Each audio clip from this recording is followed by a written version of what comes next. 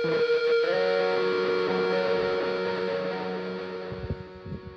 up, y'all? Danny from Van Life Northwest coming to you today with this 1995 Hiace LH129 camper. The title of this camper, at least the builder who built it in Japan in '95, called it Crescendo. Now, this thing is in very good condition, has approximately 95,000 miles on it, about 150,000 kilometers. It's undergone our full mechanical overhaul. I'll get to that in a minute. So it's an LH129, which means it's a 2.8 liter diesel. It's got the 3L engine. This has the automatic transmission, and this has true four-wheel drive, selectable high and low. So 2 high, 4 low, selectable four-wheel drive. This is consistent with all the vans that we sell. This van has had our 2-inch suspension lift with new KYB monovac shocks all around and new BFG KO2 all-terrain tires. These are 235 75/15, the largest you can fit without starting to hammer and cut the body. I really like the look of this camper, and the builder seems to have, in Japan, seems to have spent a good amount of time with the layout and the look, and some reupholstery. This is like heavy tweed material that's upholstered throughout the camper and the van itself, actually. I'll just start going through the systems here. This is a sink with an in-tank pump here. It's kind of cool because it can pull out here and you can use it as a shower. Underneath here is where the gray water and freshwater tanks are stored. They are removable. Underneath here we have a bit more storage. Oh, there's also the water tanks as well too. This here would be where you would likely put your portable camp stove, because this does not have a built-in stove, though it does have a built-in vent system, like a range would here, and that's switchable on and off and vents out that little guy right there. This thing also has another vent here, which is pretty neat. I hadn't even noticed right away, but it does have a little fan built into it, and it exhausts there. I'm going to say that's like a bathroom fart fan kind of setup there. This area, I'm not sure what would have been here or if there ever was anything here, but it seems to me like perhaps this would be a good place to put a small compostable toilet or toilet of some kind in this area. That'd be a great spot for that because of how this van is divided. Here, this is a small closet with the also with the electrical control panel built into it, and beneath it is a refrigerator.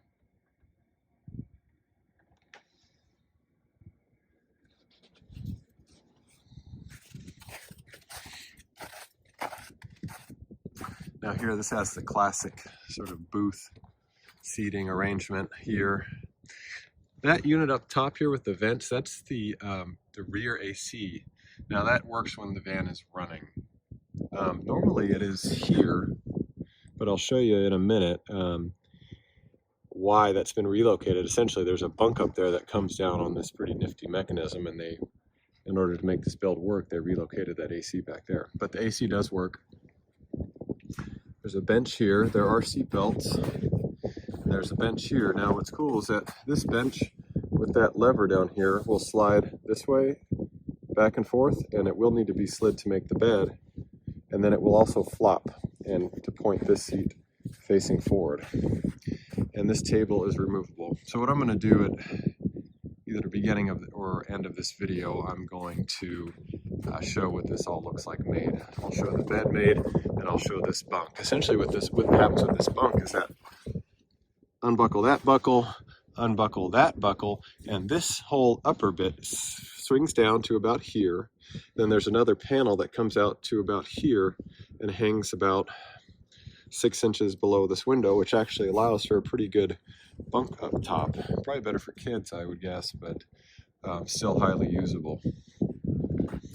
Underneath here is some storage, as well as the new battery we put in for the camper. It's an AGM 200 amp hour deep cycle battery.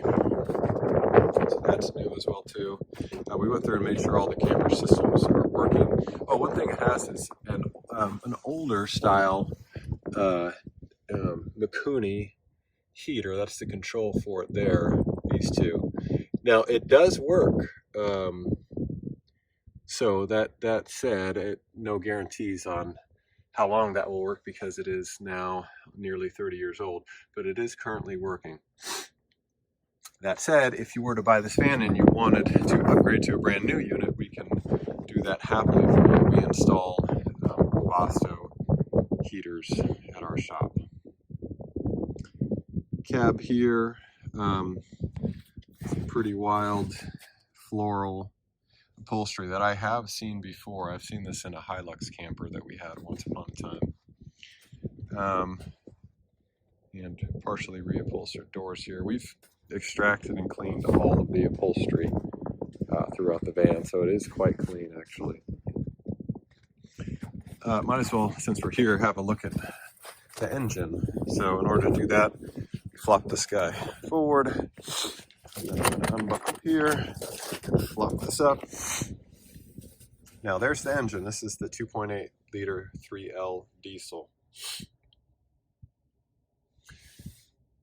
All the vans we sell, we replace all the coolant hoses. So not just the main rad hoses, but all of these, and they go to the front. There's more underneath the front, and there's some under the back if there's a rear heater core. All coolant lines are replaced on all of our vans that we sell.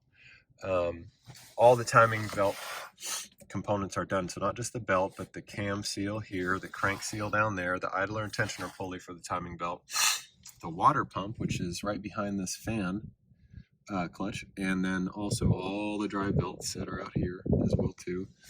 Thermostat, this one actually got a new thermostat housing as well, and a rad cap, and then all the fuel lines. A little hard to see where they're at, but they connect to the pump, this injection pump. They go all the way back. Fuel filters here, that's new as well. Oil and oil filter, obviously. Air filter, obviously. All the gear oils, so that's front and rear diff, transfer case. This is a automatic, so we flush all automatic ATF fluid, so that's been done as well too. Total list of all the mechanical work we did to this will be on the website, so have a look at that. So currently this is for sale. Really cool van. Shoot us a call if you have questions about it.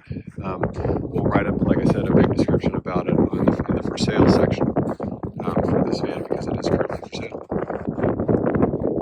All right, y'all, thanks for watching. Reach out with any questions. Here's that upper bunk.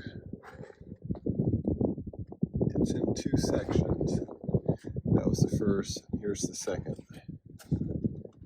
So it ends up being over the cab slightly, and is about, I'd say maybe 2.5 feet or so. Clearance. I'll come around back to get a better look at it in the van. There's the lower bed, and then there's that upper bunk. Basically it swings down from where it's stored above the window line, and then it comes down pretty quick actually. And here's the main bed, which is the total width of the van.